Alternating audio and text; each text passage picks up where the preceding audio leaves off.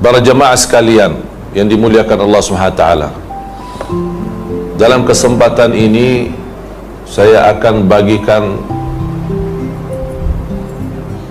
rahasia malam dan rahasia subuh. Mungkin tajuk ini pernah kita dengar, tapi kali ini saya akan sampaikan beberapa hal baru pertama kali di surau As-Sabah dan pertama kali selama saya di Malaysia. Oleh sebab itu saya mohon perhatian,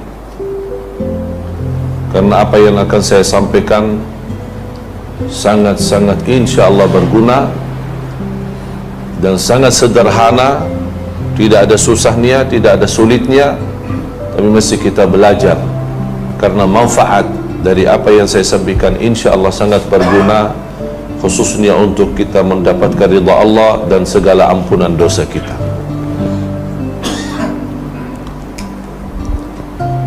Allah Subhanahu wa ta'ala mewajibkan fardu salat,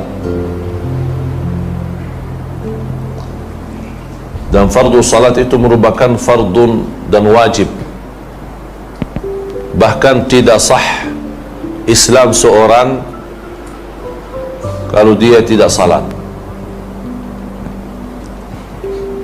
Bahkan sebagian besar ulama menghukumkan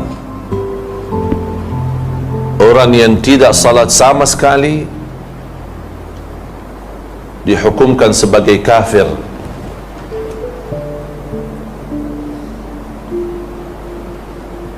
Tidak boleh diterima syahadatnya di mahkamah, tidak boleh jadi saksi, karena dia orang tidak adil.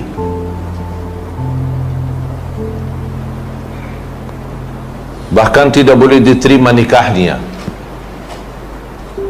Bahkan ada pendapat ulama fikih, ketika dia menikah dan lepas nikah dia tinggalkan salat, tidak salat sama sekali, batal akad nikah. Jadi tidak mesti cerai dulu, tidak mesti cerai. Sebab dia tinggalkan salat, batal akad nikah. Dia taubat, dia salat lagi, dia mesti ulangi nikah lagi. Ijab kabul baru, mahar baru, akad nikah baru, wali dan saksi. Cuba perhatikan, bukan main-main salat, bukan main-main. Dan Rasul kita sallallahu alaihi wasallam sudah menjelaskan, al-ahdu alladhi bainana wa bainahumus salah. Perjanjian, perbezaan antara kami sebagai orang muslim sama orang kafir, apa beza? Ada satu garis. Apa beza antara kita sama orang kafir? Kata Rasulullah SAW, as-salah. Itu beza kita sama mereka.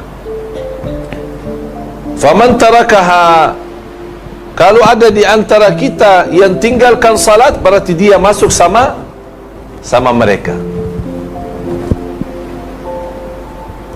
Bahkan ada di hadis yang sahih, man taraka salatan wahidatan muta'ammidan faqad kafar.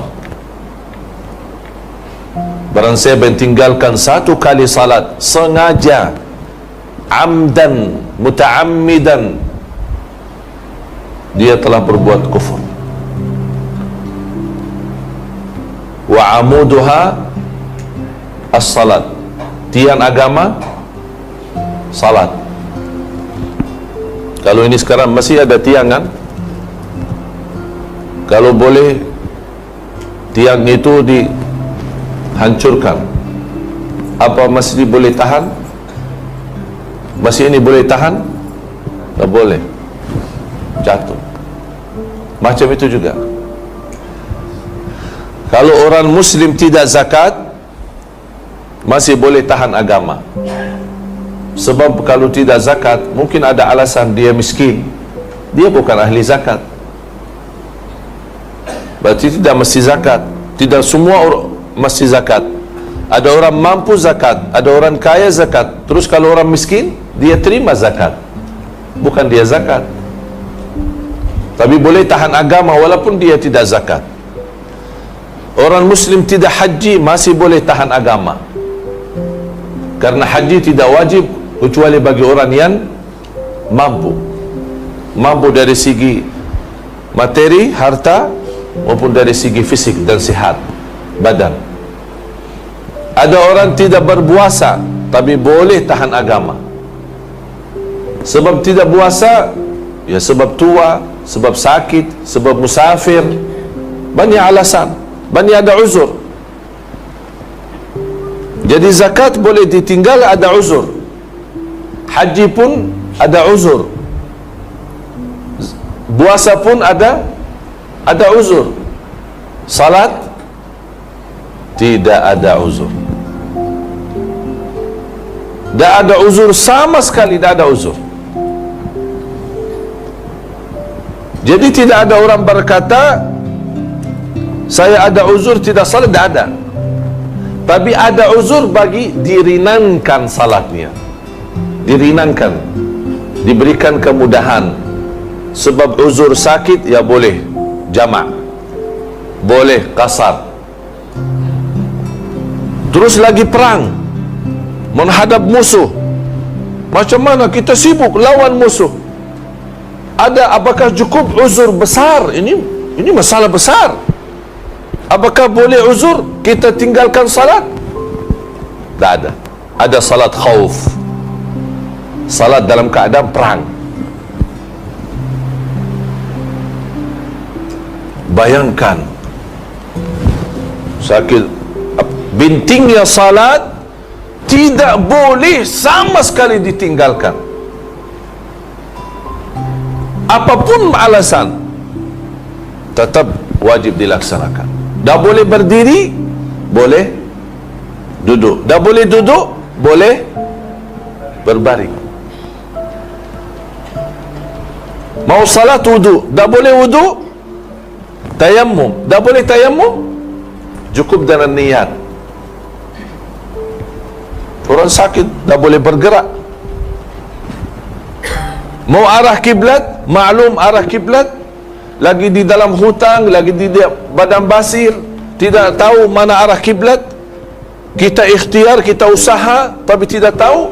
Apa alasan? Sebab saya tidak tahu kiblat, saya tak boleh salat? Tidak, arah mana saja tetap salat. Subhanallah.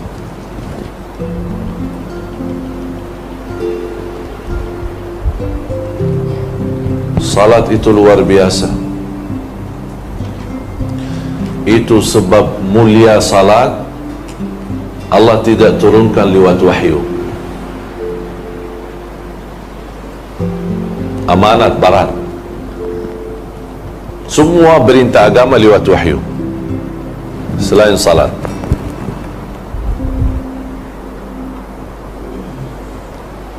Kunci pintu surga kalimah syahadat. Gigi kunci surga salat. Faham gigi kan? Kunci itu ada gigi tidak? Semua ada. Coba silahkan buka. Apa kunci rumah, kunci kereta, kunci pintu, semua masih ada gigi. Mana ada di dunia ini kunci dah ada gigi? Kita semua sekarang punya kunci, kunci surga, untuk buka pintu surga. Apa itu? Kalimah syahadat. Alhamdulillah kita semua asyhadu an la ilaha illallah wa asyhadu anna Muhammadan Rasulullah. Ini kuncinya. Tapi ada orang berkata kalimah syahadat tapi tidak salat. Dia boleh bawa kunci, tapi sampai ke sana surga, dia mau buka, tak boleh masuk. Mana boleh buka? Tak ada gigi. dia boleh jamin, sebab dia ada kalimah syahadat, boleh jamin tidak kekal di neraka, tapi belum jamin tidak masuk neraka. Itu masih beza. Kalau kita berkata orang tidak salat dia kafir, bukan maksud dia masuk neraka khalidina fiha abada, kekal selama-lamanya. Karena Allah berjanji dan Rasul pun berjanji, masih ada kalimah syahadat, masih ada la ilaha illallah, kita tidak boleh kekal di neraka. Apapun salah kita, apapun dosa kita, tapi maukah masuk neraka dulu? Jemaah, maukah masuk neraka dulu? Ada orang berkata, udah dah apa, kalau tidak selama-lamanya di neraka dah apa, cutilah dulu di neraka. Na'udzubillahi min dzalik. Kita takut dan selalu kita berdoa, Rabbana atina fid dunya hasanah wa fil akhirati hasanah wa qina adzabannar.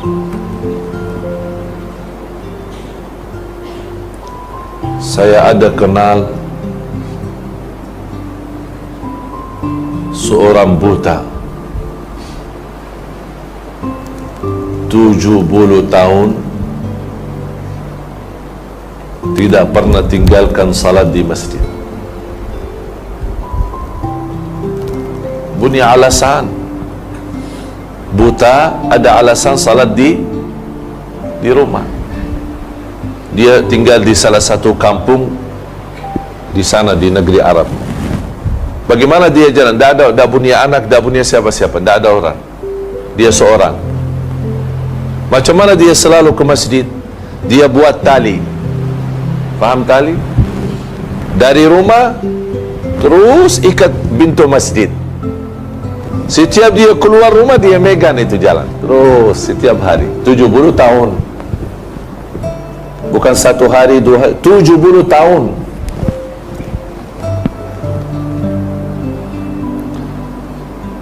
Ada beberapa waktu lalu ada seorang dikenal sebagai jamaah masjid. Kalau kita sebutkan jamaah masjid, dia cinta masjid. Dia selalu datang sebelum muazzin, sebelum Bilal. Orang jamaah sudah kenal. Sambil orang masjid dia bagi kunci. Kasihan tuan datang mula-mula, awal-awal belum buka pintu. Bilal masih tidur. Dikasih kunci, udah khusus buat antum untuk terus datang. Dikasih khusus kunci, dia terus datang awal. Ada satu hari muazzin datang waktu azan. Dia nampak itu orang di saf awal, saf pertama, kemudian berbaring tidur. Biasa habis tahajud dia macam istirahatlah. Nanti pas azan dibangunkan sama muazzin.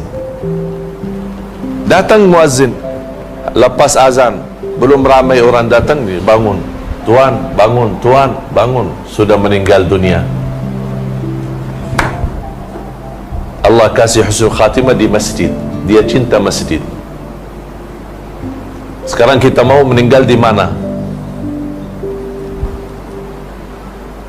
Apa beza meninggal di rumah atau di masjid? Mana bagus? Masjid, rumah Allah. Orang yang betul-betul cinta husnul khatimah mesti cinta masjid. Mau husnul khatimah?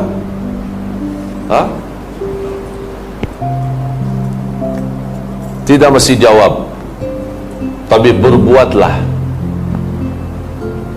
Husnul khatimah tidak mesti kita berkata aku mau husnul khatimah, tapi kita berbuat amal. Cinta masjid berarti kita ada tanda betul-betul mau husnul khatimah. Jadi tidak perlu kita bagi tahu orang saya mau husnul khatimah. Oleh sebab itu jemaah sekalian,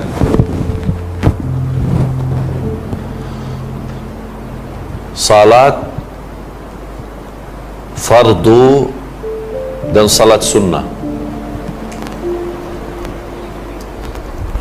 masih kita upaya dan ikhtiar. Apa guna salat sunnah?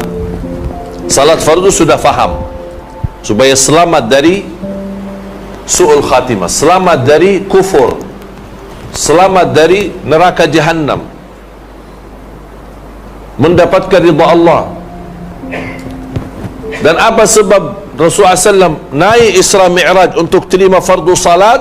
Allah kasih belajaran di sini, orang yang salat berarti dia kontak langsung sama Allah, tidak lewat malaikat, tidak lewat siapa-siapa, kontak langsung sama Allah. Oleh sebab itu orang salih kalau dia salat, Allah kasih sambung cahaya kalbu dengan cahaya Allah di langit. Allah sambungkan nikmat salat.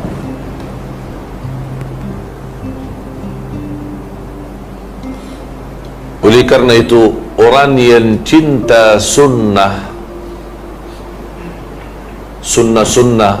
duha, qabliyah, ba'diyah, tahiyatul masjid, sunnah wudu, tahajud, witir, Allah cinta dia. Apalagi kalau dia cinta fardu wajib.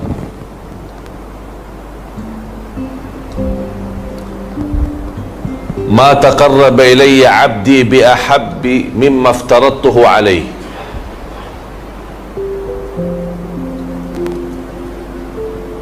Allah paling cinta amalan hamba lebih tinggi lagi ketika dia menjaga kewajiban. Tapi salat wajib beza sama salat sunnah. Salat wajib masih kita laksanakan, salat sunnah tidak wajib. Tapi di sini ada kelebihan.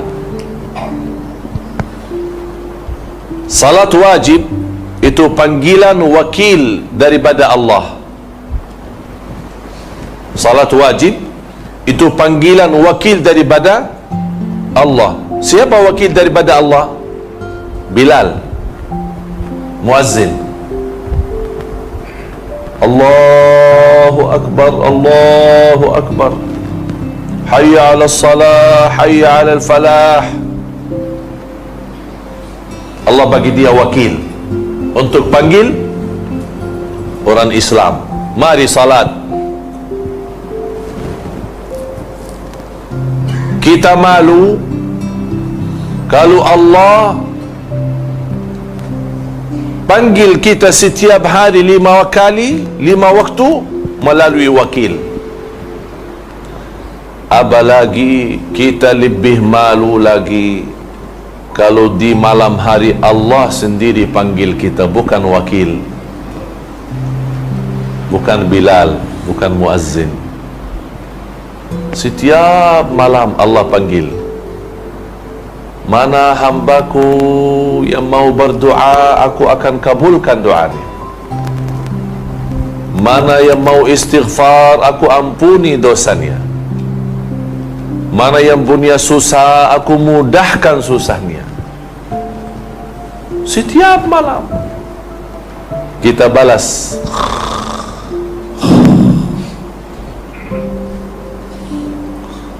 Senang tidur, nikmat tidur. Kalau di tengah malam ada orang raja panggil kita ikut rapat, akan dapat hadiah besar. Macam mana manusia? Bangun tidak? Semua bangun duluan, dia tunggu di istana. Ini Allah panggil kita.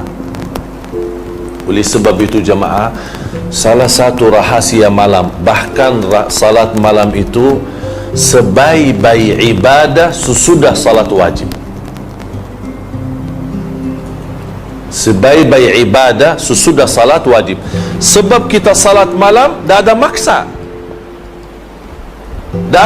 dah ada orang lihat. betul-betul murni ikhlas. Oleh sebab itu kata ulama, akhlasun nas ahli salat malam. Orang yang paling mulia ikhlasnya ahli salat malam. Yang paling jujur berkataannya ahli salat malam.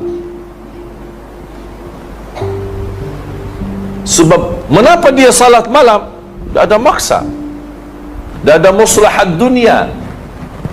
Dia betul-betul lillahi ta'ala. Dia tinggalkan enak tidur, senang tidur, mungkin letih badan, dia bangun tengah malam, walaupun 2 rakaat tutup witir. Dan selalu saya dengar guru saya menyampaikan nasihat, la yakhlu layluka min 3 rakaat.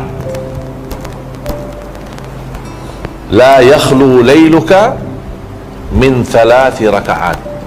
Jangan sampai satu malam terlewat tidak ada isinya 3 rakaat.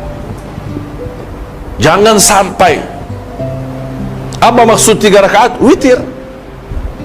Kalau tidak mau salat malam boleh, tapi jangan sampai witir itu pun tertinggal. Allah cinta witir. Allah witir. Allah cinta witir. Dan kata Rasulullah, berwitirlah. Oleh karena itu jamaah sekalian, tolong jaga witir. Kita alhamdulillah rata-rata semua boleh bangun sebelum azan kan? InsyaAllah semua kan? Sebelum azan berapa minit? 10 minit? 15 minit? 20 minit? Cukup untuk witir. Cukup untuk witir. Tidak mesti 2 jam, 3 jam. Apapun keadaan kita, walaupun kita duduk di tempat, jaga witir.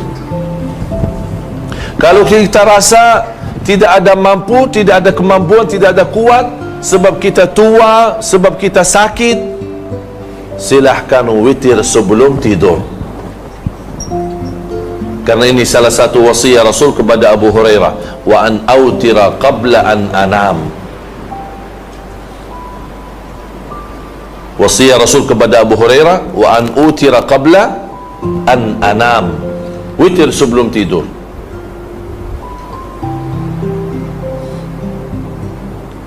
Supaya kita termasuk orang yang menerima panggilan Allah, bukan panggilan wakil. Panggilan Allah, apalagi di malam hari.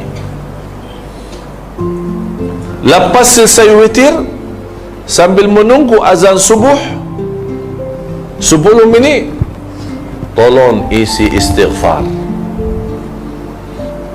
Indah istighfar. Sebaik-baik ibadah waktu sahur selepas salat malam adalah istighfar. Ada orang tanya, saya sudah salat tahajud, sudah salat malam, ada waktu, ada masa azan subuh mungkin 15 minit. Apakah boleh saya baca Quran atau mana bagus saya amalkan? Saya jawab, lebih bagus istighfar daripada baca Quran. Kenapa lebih bagus istighfar? Sebab waktu sahur Allah puji orang yang beristighfar di waktu sahur. Kanu qalilan minal laili ma yahja'un wa bil ashari hum yastaghfirun. Surah Al-Dhariyat. Tolong Ustaz bukain Surah Al-Dhariyat.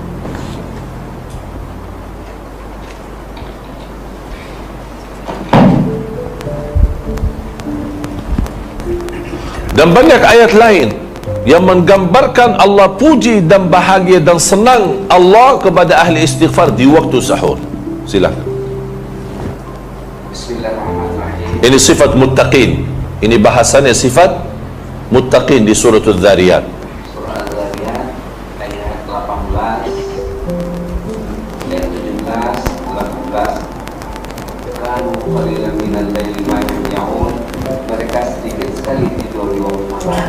kita balik, banyak sekali tidur malam.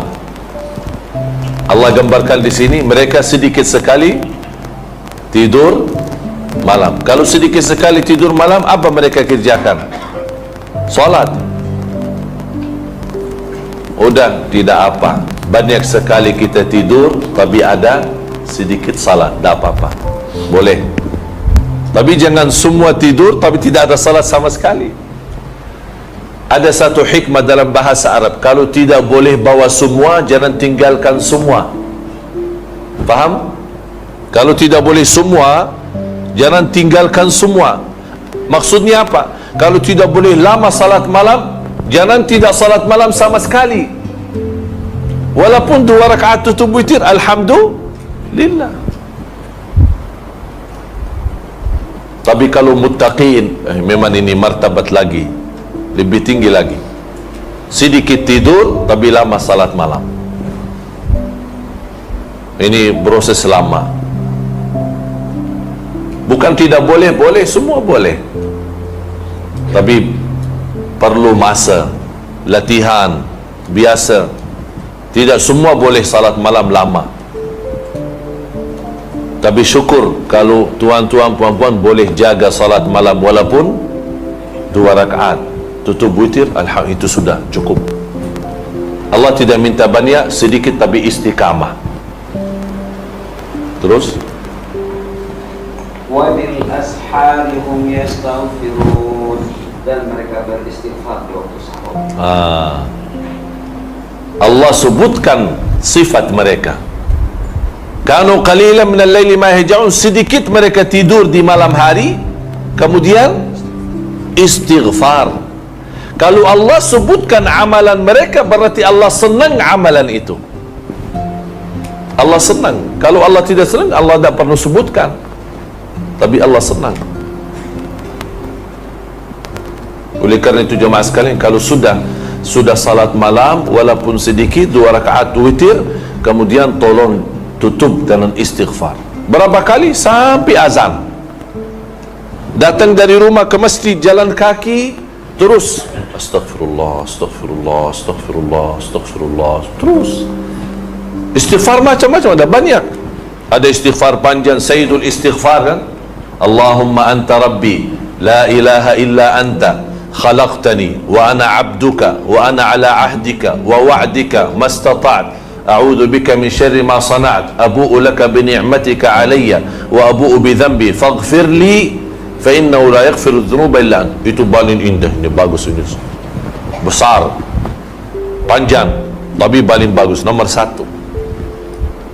Tapi sayang sekali tidak semua pandai. Sebab tidak semua pandai, cukup astaghfirullah wa atubu ilaih, astaghfirullah wa atubu ilaih. Kata Rasulullah SAW, barang siapa yang baca ini istighfar 3 kali satu hari, ghufira dhunubuhu wa in tawalla yawm az-zahf, diampuni dosanya walaupun dosa itu dosa besar. Subhanallah, istighfar itu bagus. Bahkan Rasulullah SAW bersabda di hadis yang sahih, man lazima al-istighfar ja'ala Allahu lahu min kulli hammin faraja wa min kulli dhiqin makhraja wa yarzuqhu min haitsu la yahtasib. Barang siapa yang istiqamah istighfar, istiqamah mesti tuan-tuan fahamkan apa maksud istiqamah. Istiqamah betul istighfar, akan Allah berikan dari segala susah, Allah kasih mudah. Dari setiap kesulitan, Allah bagi jalan keluar. Bukan hanya itu saja, wa yarzuqhu min haitsu la yahtasib. Kunci rezeki, ada rezeki 2. Ada rezeki maklum, ikhtiar. Kita kerja, ada gaji. Akhir bulan ada terima gaji. Itu namanya rezeki maklum. Kita bekerja, cari nafkah, cari rezeki, dapat. Kita jual barang, dapat. Kita jual kereta, dapat. Itu rezeki maklum. Tapi ada rezeki tidak maklum, tidak ada tahu, tidak ada yang tahu. Itu namanya rezeki datang tanpa kita hitung, di luar hitungan kita. di luar penyangkaan kita, kita tidak sangka. Dari mana itu datang? Mana boleh kita dapat rezeki tapi tidak sangka? Itu istighfar. Allah jaminkan rezeki itu datang. Bukan kita. Kalau rezeki maklum kita cari kan, nafkah rezeki kita cari, kita bekerja pagi sampai petang, kita cari nafkah dari rezeki. Tapi kalau istighfar, tak perlu kita datang, tak perlu kita cari rezeki, tapi rezeki datang ke kita. Itu indahnya istighfar. Lepas itu, begitu anda dengar azan, ada satu amalan di dalam azan, tolong perhatikan. Dan ini pertama kali saya sampaikan di sini.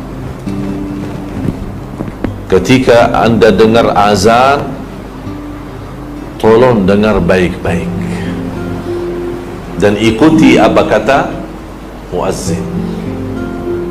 Allahu Akbar, Allahu Akbar. Kita jawab Allahu Akbar, Allahu Akbar. Asyhadu an la ilaha illallah. Kita jawab asyhadu an la ilaha illallah. Asyhadu anna Muhammad Rasulullah. Kita jawab asyhadu anna Muhammad Rasulullah. Sebelum masuk hayya 'alas salah, di sini ada satu amalan banyak umat Islam tidak faham. Bahkan hadisnya sahih diriwayatkan Imam Muslim. Ketika muazzin selesai asyhadu an la ilaha illallah wa asyhadu anna Muhammadar Rasulullah, kita jawab apa? Wa ana. Ini fahami ya, ikut saya. Wa ana asyhadu an la ilaha illallah wa anna Muhammadan Rasulullah, raditu billahi rabba wa bi Muhammadin rasula wa bil islami dina. Balik. Kalau biasa raditu billahi rabba wa bil islami wa bi Muhammadin nabiyan, itu umum. Tapi di sini ada satu rahasia khusus di dalam azan. Ketika muazzin selesai, kita jawab asyhadu an la ilaha illallah, kita ikut jawab asyhadu an la ilaha illallah. Asyhadu anna Muhammadar Rasulullah, kita ikut jawab asyhadu anna Muhammadan Rasulullah. Sebelum dia sebutkan hayya 'alas salah, sebelum kita jawab la haula wala quwwata illa billah, kita baca dulu wa ana asyhadu an la ilaha illallah wa anna Muhammadan Rasulullah, raditu billahi rabba wa bi Muhammadin rasula wa bil islami dina, ghufira lahu ma taqaddama min dhanbih, diampuni segala dosa lalu. Allahu Akbar. Amalan kecil, sederhana, tapi ampunan dosa banyak. Ini manfaat kita hayati azan. Sebab banyak orang pas azan, orang banyak jakab-jakab. Hadis ini sahih diriwayatkan Imam Muslim. Hayya 'alas salah, la haula wala quwwata illa billah. Hayya 'alal falah, la haula wala quwwata illa billah. As-salatu khairun minan naum, as-salatu khairun minan naum. Ada satu riwayat sadaqta wa bararta, tapi hadisnya dhaif. Cukup kita as-salatu khairun, ikut as-salatu khairun minan naum, sesuai hadis yang sahih. Allahu Akbar, Allahu Akbar, la ilaha illallah, la ilaha illallah. Habis itu apa? Baca salawat Nabi. Dan ini selalu orang lupa. Lepas la ilaha illallah, orang banyak terus Allahumma rabb hadhihi da'wati tamma wassalatil, lupa salawat Nabi. Allahumma salli ala Muhammad wa ala ali Muhammad, Allahumma rabb hadhihi da'wati tamma wassalam. Boleh Atau boleh Allahumma salli ala Muhammadin wa ala ali Muhammadin kama sallaita ala Ibrahim wa ala ali Ibrahim innaka Hamidum Majid. Terus Allahumma rabba hadhihi ad-da'wat tam. Boleh Allahumma salli ala Sayyidina Muhammad Allahumma rabba hadhihi ad-da'wat tam. Mana saja boleh, senang. Mula salawat Nabi.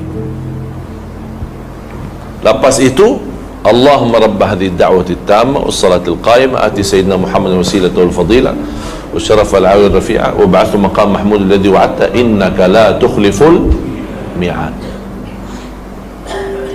Sebelum innaka la tukhliful mi'ad, hadis sahih Bukhari. Innaka la tukhliful mi'ad di luar Bukhari tapi dihasankan dan disahihkan sebagian ulama besar. Jadi boleh sambil innaka la tukhliful mi'ad. Barang siapa yang ikut muazzin sambil selesai dan bersalawat kepadaku dan membaca doa azan Allahumma rabba hadhihi da'wati tamma sampai selesai, hullat lahu syafa'ati yaumal qiyamah, terjamin dapat syafaatku. Allahu Akbar. 5 kali waktu, subhanallah. Dah ada masa habis, hanya berapa minit kita ikut muazzin sambil selesai, berapa minit? 4 minit? 5 minit? Baca doa ini dah sampai 1 minit, dapat syafaat, dihalalkan syafaat Rasulullah SAW. Allahu Akbar. Oleh kerana itu jemaah sekalian, apapun sibuk di kantor, di kerja, kaum wanita sibuk di rumah masak makan, begitu dengar azan lepaskan semua. 4 minit, 3 minit kita dengar, kita ikut, kita baca doa, kita tutup doa, alhamdulillah. Lepas itu apapun yang kita doa minta hajat dikabulkan oleh Allah hajatnya. Antara azan iqamah doa makbul. Da'watun, Rasulullah SAW bersabda, da'watun baina kulli adhanin wa iqamah. Di riwayat baina adhanaini, kulli adhanain, maksud adhanain adhan dan iqamah. Da'watun la turad, ada doa antara azan iqamah tidak akan ditolak oleh Allah, tidak boleh ditolak, mustajab. Dan semua kita punya hajat, walaupun 1 kali kita 1 minit kita doa, angkat tangan, lepas innaka la tukhliful mi'ad, silahkan sebutkan apa hajat. Ya Allah mohon rahmat, ya Allah mohon selamat, ya Allah anakku insyaAllah hafiz Quran, cucu saya Allah hafiz Quran, itu saja sebutkan. Lepas itu alhamdulillah sudah selesai. Salat sunnah kah, mau duduk di masjid kah, baca Quran kah, bebas terus.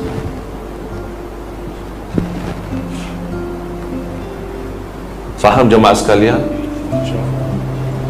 Lepas itu ada satu amalan lagi lepas salat.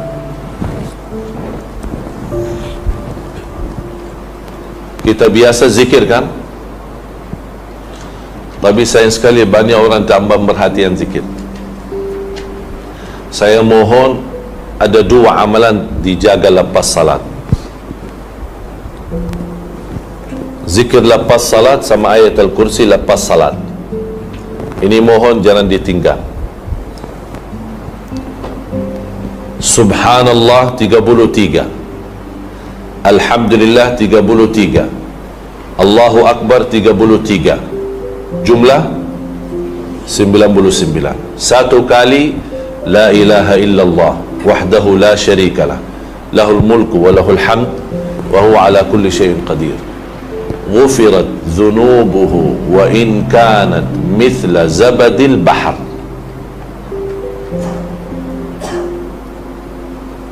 Tolong Ustaz terjemahin.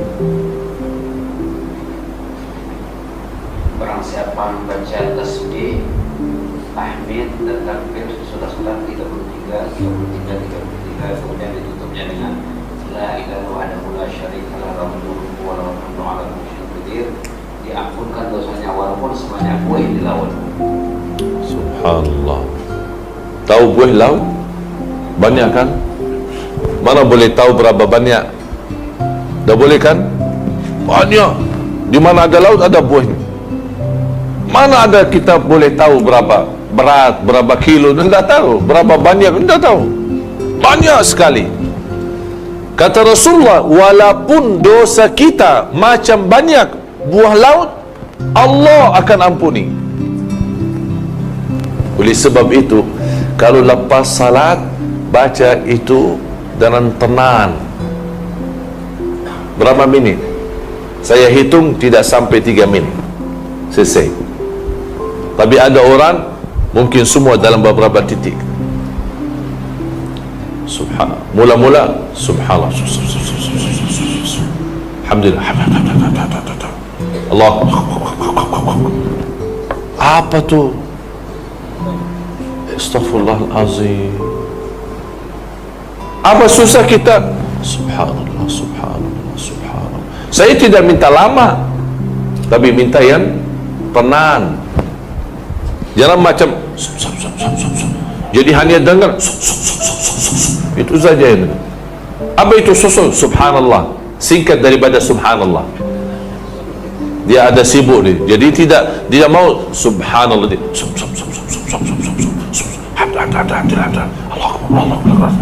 Astaghfirullahalazim. Dapat diampuni dosa kita. Macam itu kita amalkan. Subhanallah, subhanallah, subhanallah, subhanallah, subhanallah, subhanallah, subhanallah. 33 selesai. Dah sampai 1 minit sudah selesai. Tenang, nikmat. Alhamdulillah, alhamdulillah, alhamdulillah, alhamdulillah, alhamdulillah. Jelas. Bukan dibaca hati. Bukan hanya dibaca hati. Ada orang berzikir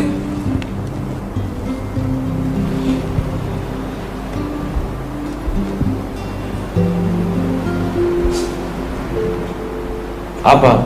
Sudah baca sih? Udah alhamdulillah selesai. 33, 33, 33. Mana? Di hati. Terus Allah bagi mulut, bagi lidah buat apa? Inilah manfaat zikir. Ketika kita baca zikir, subhanallah, ini semua ikut saksi. Sebab ini kulit kita, kulit mulutnya, lidah, semua akan jadi saksi di hadapan Allah. Bukan hanya hati. Apa kita jawab? Sudah zikir? Sudah. Mana ada saksi? Kita mesti banyak saksi. Bukan hanya saksi bibirnya, bukan kulitnya, saksi lidah. Tangan pun ikut saksi. Kita gerakkan tangan. Ada bagi tasbih boleh, ada bagi tangan boleh. Memang tasbih bagi tangan. Tasbih bagi apa? Ada orang berkata tasbih bid'ah, tak boleh. Kerana Rasul selalu tasbih lepas salat bagi tangan. Terus tasbih bagi apa? Bagi kaki, bagi tangan. Mau bagi tangan langsung, mau bagi tasbih sama juga. Artinya bagi tangan. Apa beza? Tak ada beza. Cuma orang yang tidak faham dia cakap macam itu. Jadi mau tasbih boleh, mau tangan langsung boleh, karena sama-sama pakai tangan. Tapi baca dengan tenang. Yang kedua adalah baca ayat Al-Kursi. Mohon ayat Al-Kursi lepas salat itu sangat luar biasa bermakna, sangat luar biasa guna. Sebab siapapun yang baca ayat Al-Kursi lepas salat, laisa bainahu wa baina dukhulil jannati illa an yamut. Allahu Akbar. Sebab dia jamin masuk surga. Barang siapa yang baca ayat Al-Kursi setiap lepas salat, jamin masuk surga menunggu dia mati. Berarti batas masuk surga tunggu dia meninggal kalau dia baca ayat Al-Kursi setiap habis salat. Faham? Berarti sangat berguna ayat al-kursi lepas salat. Walaupun kita sibuk, kita jalan, boleh terus kita jalan, terus kita baca ayat al-kursi.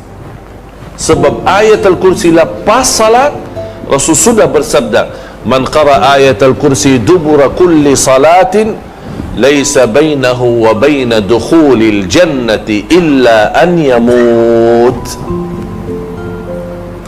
Cuk terjem Ustaz. Barang siapa yang baca kursi setiap selepas ataupun sudah salat fardu, dia akan masuk surga sebab saja dia meninggal dunia. Berarti batas dia masuk surga hanya tunggu dia meninggal.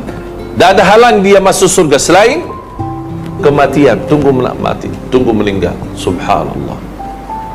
Apalagi kalau dibaca ketika mau tidur, sama pahalanya. Oleh kerana itu selalu biasakan anak-anak kita, walaupun dia masih kecil, tak boleh, tak pandai baca, dipimpin oleh orang tua, dibacain ayat al-kursi, karena ini sangat manfaat. Yang terakhir,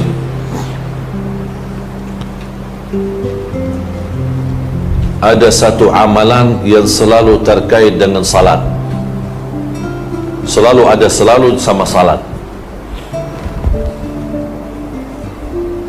adalah memberikan infak, bersedekah. Saya mohon jemaah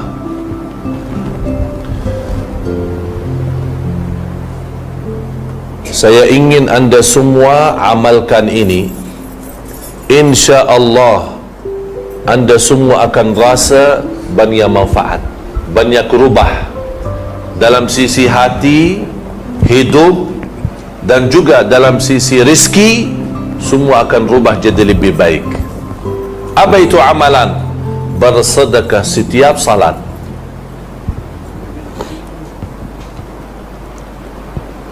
Kalau tidak mampu, paling tidak sedekah subuh. Kalau saya jaga boleh 5 waktu, itu sempurna setiap salat. Selalu Allah sebutkan sifat orang muttaqin. Dzalikal kitabu la raiba fihi hudan lil muttaqin alladzina yu'minuna bil ghaibi wa yuqimuna as-salata wa mimma razaqnahum yunfiqun. Banyak ayat lain sama. Selalu Allah bagi salat dan infak, salat dan infak, salat dan infak. Saya ambil di sini satu pelajaran, sedekah setiap salat. Berapa? Seikhlasnya. Walaupun sen, tidak mesti ringgit, sen boleh. Tapi jangan sen terus. Ya sekali-kalilah, ada sen, ada ringgit, ada sekali-kalilah. Tapi subhanallah, wallahi dahsyat. Silahkan coba. InsyaAllah tidak lama anda rasa banyak hal sudah rubah jadi lebih bagus.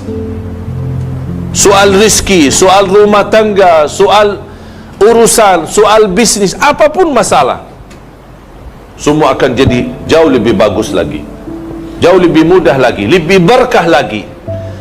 Kalau tidak mampu 5 waktu, paling tidak subuh.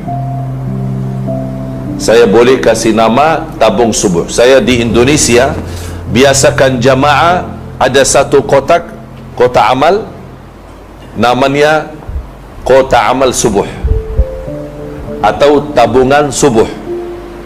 Ada yang bagi botol, ada yang bagi kotak, ada yang macam-macam, tapi kasih nama tabung subuh.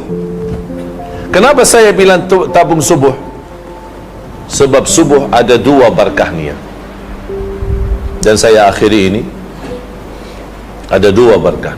Pertama, setiap lepas subuh ada malaika turun ke bumi berdoa, Allahumma a'ti munfiqan khalafa wa'ti mumsikan talafa. Ini bahaya doa ini. Ada berkat dan ada bahaya. kita mudah-mudahan ambil barakah dan jauh daripada bahaya. Sebab kata malaikat, ya Allah berkahi dan ganti yang lebih baik lagi bagi orang yang nafkah infak di subuh hari, dan jauhkan harta seorang dari barakah yang tidak berinfak di subuh hari. Allahu Akbar. Ini doa malaikat setiap subuh. Hadis muttafaqun alaih, Bukhari dan Muslim. Jadi setiap subuh ada malaikat khusus. Ada apa dia tugas? Ada dua malaikat. Satu malaikat doa, Allahumma a'ti munfiqan khalafa. Malaikat kedua doa, Allahumma a'ti mumsikan talafa. Ya Allah, orang yang infak di subuh hari berkahi dan ganti lebih baik. Ya Allah, yang pelit, kikir, bakhil, dia bertahankan, tidak mau bersedekah, ya Allah bagi kehancuran harta. Na'udzubillah. Dan subhanallah jemaah sekalian, sedekah subuh wallahi dahsyat. Bukan sebab karena doa malaikat, ada lagi doa Nabi Muhammad sallallahu alaihi wasallam, Allahumma barik li ummati fi bukuriha. Ya Allah berkahi ibadah umatku di subuh hari. Kalau dalam sejarah ulama dulu, kalau lepas salat subuh mereka buka pintu rumah. Kenapa buka pintu rumah? Karena setiap subuh malaikat turun bawa barakah. Basal barakah masuk. Tapi ada orang cakap kemarin, saya takut buka rumah nanti orang maling ambil, mencuri, curi. Saya lepas subuh tidurlah. Terus saya kalau lepas buka pintu terus tidur, nanti barang semua hilang. Alhamdulillah boleh buka jendela, window, tidak mesti pintu. Karena ada sekarang pintu-pintu kan ada apa? Jendela ya, window, silakan buka supaya ada barakah masuk di setiap subuh. Oleh sebab itu sebagian ulama berkata lepas subuh langsung tidur itu tidak diperkenankan. Lepas subuh langsung tidur tidak diperkenankan. Kenapa? Sebab lepas subuh Allah hantarkan banyak barakah melalui malaikat. Kalau kita tidur mana dapat barakahnya. Jadi boleh tahanlah dulu. Berapa lama ya? InsyaAllah tidak lama lah, asal kita dapat barakah. Dan alhamdulillah kita sama-sama mudah-mudahan dapat barakah di pagi hari ini, di subuh hari ini. Salat berjamaah, belajar ilmu dan amalan-amalan insya-Allah yang tuan-tuan puan-puan sudah faham, mohon dijaga. Khususnya waktu azan, istighfar sebelum azan subuh khususnya. Kemudian lepas salat tasbih, tahmid, takbir 33 dan tutup satu kali la ilaha illallah wahdahu la syarika lahu mulku wa hamduhu ala kulli syai'in qadir, atau boleh 25 kali semua satu kali. Ada satu riwayat dibolehkan 25 kali. Apa itu 25 kali? Subhanallah walhamdulillah wa la ilaha illallah wallahu akbar. Subhanallah walhamdulillah wa la ilaha illallah wallahu akbar. Subhanallah walhamdulillah wa la ilaha illallah wallahu akbar. Berapa? Semuanya 25 kali cukup. Berarti Rasul kasih dua. Kalau tidak sibuk, tenang, boleh 33, alhamdulillah 33, Allahu akbar 33, la ilaha illallah satu kali, sudah tutup 100. Kalau sibuk banyak urusan 25 kali semua. Ini kan subhanallah 1, alhamdulillah 2, Allahu akbar 3, tutup 1, la ilaha illallah wahdahu la syarika, menjadi 4. Rasul kasih lagi pilihan 4 in 1 ya, 4 in 1 ya, bukan 3 in 1 ya, 4 in 1. Apa itu 4 in 1? Subhanallah walhamdulillah. Bagi orang sibuk, malas, capek, apa letih, fikiran macam banyak urusan, tidak ada masa, udah 4 in 1. Ini cepat. Subhanallah, walhamdulillah, wa la ilaha illallah, wallahu akbar 25 kali.